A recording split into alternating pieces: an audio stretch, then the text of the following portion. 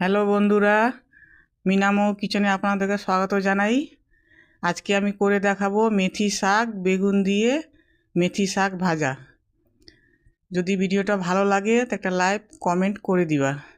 এই যে মেথি শাকটা আমি নিচ্ছি 400 গ্রামের মতন। মোটা ডাঁটাগুলো বাইর করে দিলাম ভাঙিয়ে। এইবার মেথি শাকটাকে আমি এরকম করে মুঠ করে আগে থেকে আমি ধুয়ে রাখছি। এরকম মুঠ করে তার সঙ্গে বেগুন কাটবো।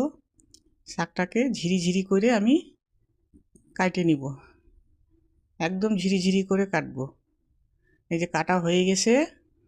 এবার বেগুনটাকে কুচি করে কাটবো। আপনারা যে কোনো বেগুন নিতে পারেন, আমি তো মোটা বেগুন নিছি, আপনার সরু বেগুনও কাটতে পারেন। এই যে কাটা হয়ে গেছে। এবার লবণ দিয়ে এটাকে চটকায় নিব।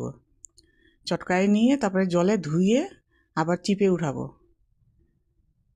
এই যে জলে দিলাম, এই যে চিপে জলটাকে চিপে নিলাম, সবগুলা বের করে নিব চিপে।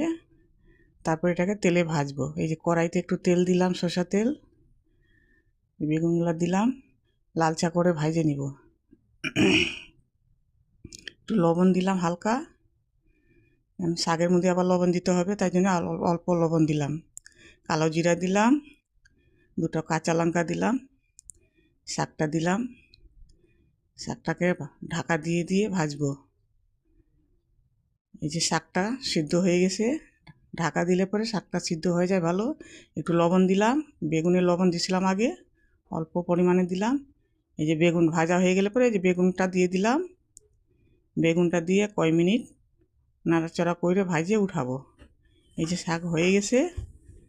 এইবার যদি ভিডিওটা ভালো লাগে একটা লাইক সাবস্ক্রাইব করে দিও।